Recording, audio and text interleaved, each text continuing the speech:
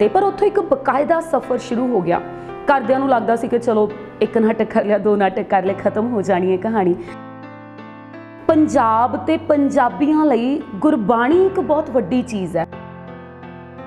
जिस गल ते मैनू रोना आया मैं उत्थे लाइब्रेरी बैठ के रोई हाँ, जिस गल ते कोई हासी आई हसे हाँ। जदों नावल दे विच हैप्पी एंडिंग हुंदी सी ते हसदियां होस्टल जाना, ते जिद्दे किते ऐ हो जांदा कि पात्र दा अंत उस तरह दा हो जांदा है ना, ते फिर रोटी भी चंगी नहीं सी लगदी। एक रूंबलां हजे फुट रहीआं ने, चल रहीआं। सफ़र जिहड़ा रास्ते दे विच है, इम्तिहान दे विच है। पहली बार नाटक च भाग लिया, पहली बार कविता लिखण ते बोलण दे मुकाबले च भाग लिया, गिद्धे दे विच भाग लिया। ते उदों कुदरती मैं इन्हां सारियां चों गोल्ड मैडलिस्ट रही। मैं बेस्ट एक्ट्रेस भी उस साल दी रही।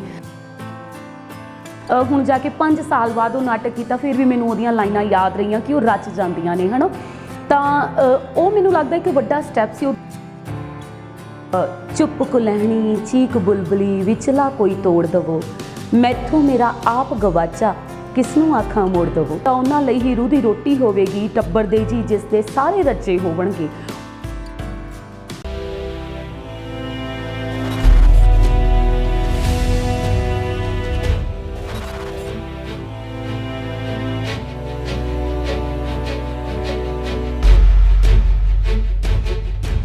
सत श्री अकाल जी, मैं सिमरन अक्स।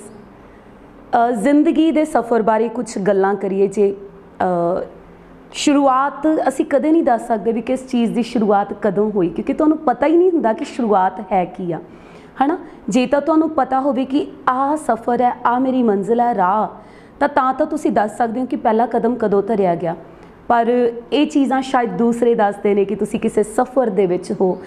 खुद नूं तां भटकना लगदी हुंदी है, खुद नूं तां तलाश लगदी है, ते तलाश दा कदी एक सिरनावा नहीं हुंदा कि मैं इत्थों शुरू कीती ते इत्थे जाके ख़त्म होनी आ।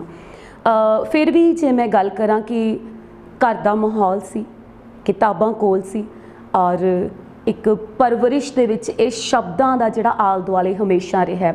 मैनूं कई बार हैरानी हुंदी है कि मैनूं कदों याद होया चौपाई साहिब, सुखमनी साहिब। वड्डी भैन नूं 8वीं क्लास दे विच भी सुखमनी साहिब सारा याद सी। तो मैं चौपाई साहिब का पाठ करती हुंदी सी, तो कदों याद होया। तो मैनूं यादां दे विच कदे कदे खुशवंत सिंह दा माई ग्रैंड मदर लेख याद आउंदा। उवें जदों मैनूं चेता आउंदा कि अमृत वेला है, टीवी ते हजूर साहिब का पाठ चल रहा है, जां श्री अमृतसर साहिब तो चल रहा है, नाल नाल मम्मी नवा रहे ने, ते कन्न दे विच राग रतन परवार पढ़ियां, शब्द गावण आईयां, है ना। तो ऐदां दे जां कोई होर शब्द चल रहे ने, वाहिगुरू दा जाप चल रहा, तो वो चीज़ां जिहड़ियां घुलदियां गईयां। तो मैनूं लगदा कि पंजाब ते पंजाबियां लई गुरबाणी एक बहुत वड्डी चीज़ है। सिख इतिहास एक अलग गल, पर गुरबाणी नूं भी जे आखीए, जे एक साहित्यकार है तो गुरबाणी दे नाल उहदा सब तो पहला राबता हुंदा। तो गुरबाणी दे विच तुहानूं अखर मिलदे ने, तुहानूं लय मिलदी आ, तुहानूं एक बगावत भी उत्थों मिलदी है। गुरबाणी दे विच जो है वो पूरी तरकशीलता। तो इस सौमे तो तुहानूं अपना एक आधार मिलदा, इत्थों तुसीं तुरना शुरू कर दिओ। हुण हैरानी हुंदी है कि पापा जी ने सानूं आखना कि ठीक है तुहानूं 1-1 रुपया दूंगा जिन्हें मैनूं आ शब्द सुणाता। तो बेशक वो लालच सी, पर मैनूं लगदा वो सोहना लालच सी। असीं उहदे बहाने दे नाल जदों शब्द सुने तां उन्हां दे विचों किन्नियां चीज़ां निकल के आईयां। मैं हले भी जदों किते कीर्तन हुंदा होवे तां वैराग जाग जांदा, मन भर जांदा। हजे भी पापा जी नूं जाके आखीदा कि मेरा मन लोचै गुरदर्शन ताईं, ये शब्द सुणा दिओ। तां उन्हां दे विच वो चिणग मिली, वो लाग लगी, वो जाग लगी। तो ये सफ़र की शुरुआत ये कह सकते हैं कि उस बाणी के प्रवाह तो हुंदी है। उस तो अगे जदों यूनीवर्सिटी कॉलेज के वल हुंदे आ, स्टडी के टाइम ते किताबां दे नाल फेर वाह पिया। फिर उस तो बाद लाइब्रेरी दीयां किताबां, सब तो वध यूनीवर्सिटी जाके। मैं इत्थे एक जिक्र करदी हाँ कि अक्सर कोई आखदा कि ये टीचर साडी जिंदगी च आए, इन्हां ने साहित्य नाल जोड़िया।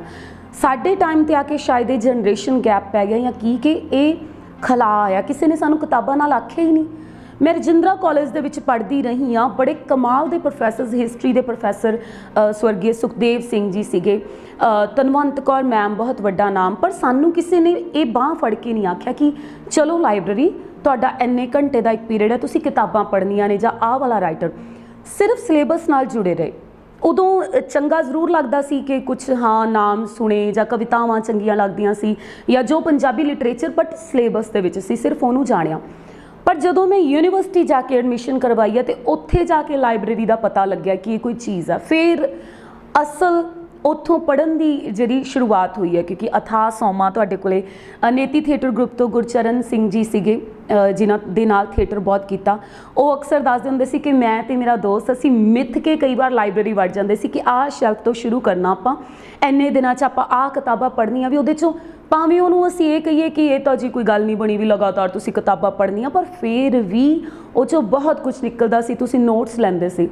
ਇੱਦਾਂ ਹੀ ਮੈਂ ਲਾਇਬ੍ਰੇਰੀ ਬੈਠ ਜਾਣਾ, ਜੇ ਨਾਵਲ ਹੁੰਦਾ ਕਈ ਵਾਰ ਤੇ ਉੱਥੇ ਰੋਂਦੇ ਹੋਣਾ ਤੇ ਕਈਆਂ ਨੇ ਦੇਖ ਦੇਖ ਲੰਘ ਜਾਣਾ, ਪਰ ਮੈਨੂੰ ਇਹ ਮੈਨੂੰ ਚੰਗਾ ਲੱਗਿਆ ਕਿ ਮੈਂ ਆਪਣੇ ਆਪ ਨੂੰ ਲੁਕੋਇਆ ਨਹੀਂ। ਜਿਸ ਗੱਲ 'ਤੇ ਮੈਨੂੰ ਰੋਣਾ ਆਇਆ ਮੈਂ ਉੱਥੇ ਲਾਇਬ੍ਰੇਰੀ ਬੈਠ ਕੇ ਰੋਈ ਹਾਂ, ਜਿਸ ਗੱਲ 'ਤੇ ਕੋਈ ਹਾਸੀ ਆਈ ਹੱਸੇ ਹਾਂ। ਜਦੋਂ ਨਾਵਲ ਦੇ ਵਿੱਚ ਹੈਪੀ ਐਂਡਿੰਗ ਹੁੰਦੀ ਸੀ ਤੇ ਹੱਸਦਿਆਂ ਹੋਸਟਲ ਜਾਣਾ, ਤੇ ਜਿੱਦੇ ਕਿਤੇ ਐਂ ਹੋ ਜਾਂਦਾ ਕਿ ਪਾਤਰ ਦਾ ਅੰਤ ਉਸ ਤਰ੍ਹਾਂ ਦਾ ਹੋ ਜਾਂਦਾ ਹੈ ਨਾ, ਤੇ ਫਿਰ ਰੋਟੀ ਵੀ ਚੰਗੀ ਨਹੀਂ ਸੀ ਲੱਗਦੀ। ਪਰ ਉਸ ਵਕਤ ਉਹਨਾਂ ਕਿਤਾਬਾਂ ਨੇ ਮੈਨੂੰ ਆਪਣੇ ਅੰਦਰ ਕਿਸੇ ਹੋਰ, ਜਿਵੇਂ ਆਪਾਂ ਕਹਿ ਦਈਏ ਕਿ ਬੂਟੇ ਨੂੰ ਪੁੰਗਰਨ ਦਾ ਸਮਾਂ ਦਿੱਤਾ, ਇੱਕ ਜ਼ਮੀਨ ਦਿੱਤੀ ਫੁੱਲਾਂ ਜੋਗੀ ਕਿ ਇੱਥੇ ਕੁਝ ਖਿੜ ਸਕਦਾ। ਔਰ ਇਹ ਉਸੇ ਵਕਤ ਦੀ ਦਿੱਤੀ ਹੋਈ ਜ਼ਮੀਨ ਦਾ ਅਸਰ ਜਿਹੜਾ ਬਾਅਦ ਦੇ ਵਿੱਚ ਉੱਥੇ ਕਰੂੰਬਲਾਂ ਫੁੱਟੀਆਂ ਨੇ, ਇਹ ਕਰੂੰਬਲਾਂ ਹਜੇ ਫੁੱਟ ਰਹੀਆਂ ਨੇ, ਚੱਲ ਰਹੀਆਂ। ਇਹ ਸਫ਼ਰ ਜਿਹੜਾ ਰਾਸਤੇ ਦੇ ਵਿੱਚ ਹੈ, ਇਮਤਿਹਾਨ ਦੇ ਵਿੱਚ ਹੈ। ਰੰਗਮੰਚ ਦੀ ਸ਼ੁਰੂਆਤ, ਮਤਲਬ ਜੇ ਮੈਂ ਕਹਾਂ ਸ਼ੁਰੂਆਤ ਲਿਖਣ ਦੀ ਪਹਿਲਾਂ ਹੋਈ। BA ਫਸਟ ਈਅਰ ਦੇ ਵਿੱਚ ਮੈਂ ਇੱਕ ਕਵਿਤਾ ਲਿਖੀ ਸੀ, ਮੈਂ ਗੂੰਗੀ ਨਹੀਂ, ਜਿਹੜੀ ਔਰਤਾਂ 'ਤੇ ਸੀ। ਮੈਨੂੰ ਹਾਲਾਂਕਿ ਉਦੋਂ ਨਹੀਂ ਸੀ ਪਤਾ ਕਿ ਔਰਤ ਦੀ ਕੀ ਤਰਾਸ ਦੀ, ਕਿਉਂਕਿ ਤੁਸੀਂ ਬਚਪਨੇ 'ਚ ਹੁੰਦੇ ਹੋ, ਬੜੀ ਸੋਹਣੀ ਜ਼ਿੰਦਗੀ ਹੁੰਦੀ ਆ, ਸਤਰੰਗੀ ਪੀਂਘ ਵਰਗੇ ਦਿਨ ਹੁੰਦੇ ਨੇ ਹੈ ਨਾ। ਰਜਿੰਦਰਾ ਕਾਲਜ ਜਾਂਦੇ ਸੀ ਡੇਲੀ, ਕੋਈ ਘਰ ਦਾ ਪਤਾ ਨਹੀਂ, ਕੋਈ ਇਹ ਨਹੀਂ ਸੀ ਪਤਾ ਕਿ ਆਰਥਿਕ ਤੰਗੀਆਂ ਕੀ ਨੇ, ਪਰਿਵਾਰ ਦਾ ਕੀ ਮਾਹੌਲ ਹੈ। ਲਿਖਣਾ ਬੇਸ਼ੱਕ ਉਦੋਂ, ਪਰ ਉਦੋਂ ਕਿਤੇ ਇੱਕ ਅੱਧੀ ਚੀਜ਼ ਲਿਖੀ ਸੰਭਾਲ ਲਈ, ਜਾਂ ਕੋਈ ਛੋਟੀਆਂ 4 ਲਾਈਨਾਂ ਕਿਤੇ ਲਿਖ ਲਈਆਂ, ਤਾਂ ਇਹ ਚੀਜ਼ ਸੀ। ਮੈਂ 2007 ਦੇ ਵਿੱਚ ਜ਼ਿੰਦਗੀ 'ਚ ਪਹਿਲੀ ਵਾਰ ਯੂਥ ਫੈਸਟੀਵਲ 'ਚ ਪਾਰਟੀਸਪੇਟ ਕੀਤਾ। ਉਦੋਂ ਪਹਿਲਾਂ ਸਕੂਲ ਦੇ +2 ਲੈਵਲ ਦੇ ਸੀਗੇ, ਕਾਲਜ 'ਚ BA ਦੌਰਾਨ ਨਹੀਂ ਕੁਛ ਕੀਤਾ। ਤਾਂ PGDCA ਦੇ ਵਿੱਚ ਮੈਂ TPD ਮਾਲਵਾ ਕਾਲਜ, ਜਿੱਥੇ ਮੈਂ ਹੁਣ ਸੁੱਖ ਨਾਲ ਟੀਚ ਕਰ ਰਹੀ ਹਾਂ, ਉਸੇ ਕਾਲਜ 'ਚ, ਉੱਥੇ ਮੈਂ PGDCA ਕਰਦਿਆਂ ਪਹਿਲੀ ਵਾਰ ਨਾਟਕ 'ਚ ਭਾਗ ਲਿਆ, ਪਹਿਲੀ ਵਾਰ ਕਵਿਤਾ ਲਿਖਣ ਤੇ ਬੋਲਣ ਦੇ ਮੁਕਾਬਲੇ 'ਚ ਭਾਗ ਲਿਆ, ਗਿੱਧੇ ਦੇ ਵਿੱਚ ਭਾਗ ਲਿਆ। ਤੇ ਉਦੋਂ ਕੁਦਰਤੀ ਮੈਂ ਇਹਨਾਂ ਸਾਰਿਆਂ 'ਚੋਂ ਗੋਲਡ ਮੈਡਲਿਸਟ ਰਹੀ। ਮੈਂ ਬੈਸਟ ਐਕਟਰੈਸ ਵੀ ਉਸ ਸਾਲ ਦੀ ਰਹੀ।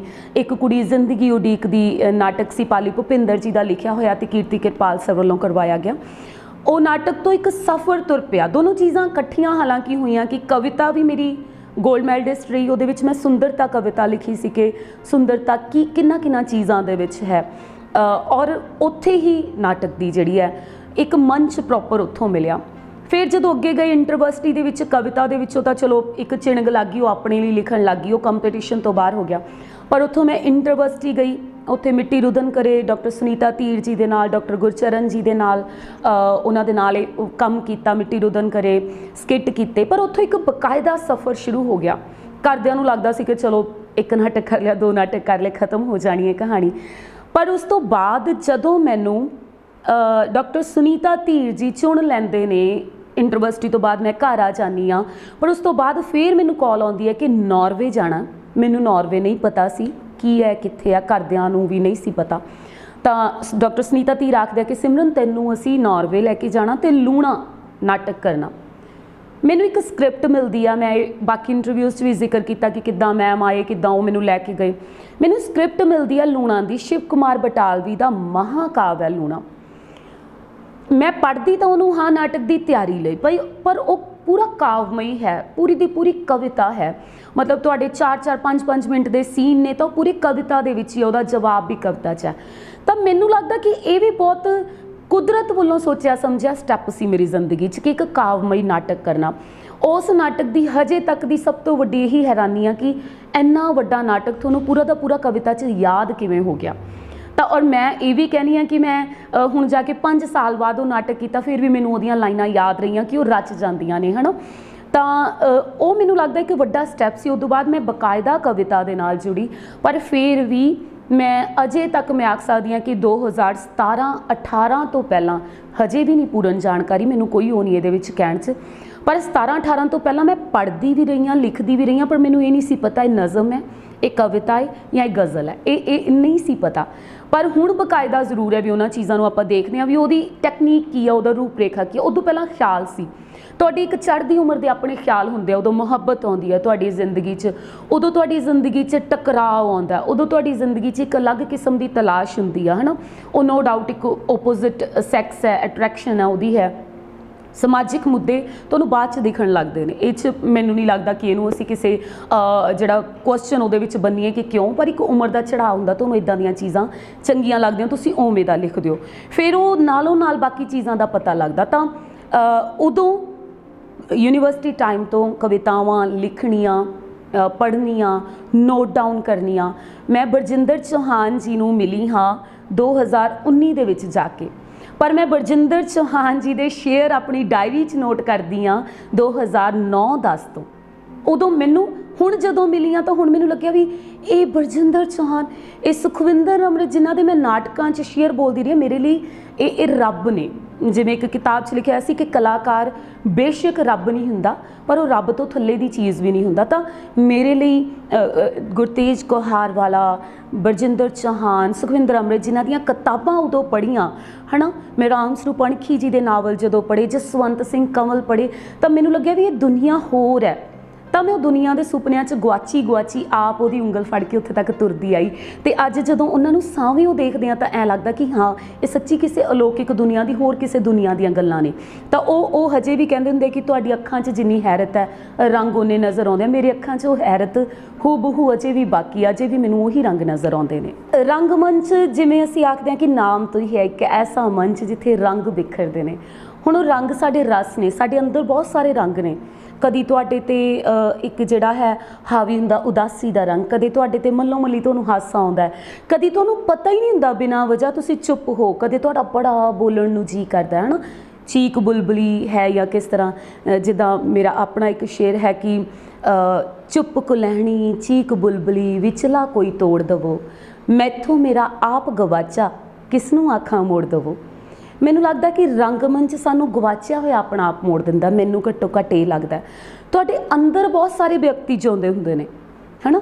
मैं इस वक्त जो कवित्री सिमरन अक्सां उहदे तो इलावा भी कुछ होर होवांगी। मैं एक वक्त माँ भी हुंदी हाँ, एक वक्त मैं धी भी हुंदी हाँ, एक वक्त मैं अपने पति दी माँ भी हुंदी हाँ है ना। बड़े रंग ने, तुसीं किस तरह तो रंगमंच तुहानूं उन्हां नूं जिउण दा मौका दे दिंदा। मैनूं लगदा कि ये बीमारियां, एक घुटन, ये रंजिशां ये तां हुंदियां जदों तुहाडे अंदरले व्यक्ति नूं बाहर आउण दा मौका नहीं मिलदा।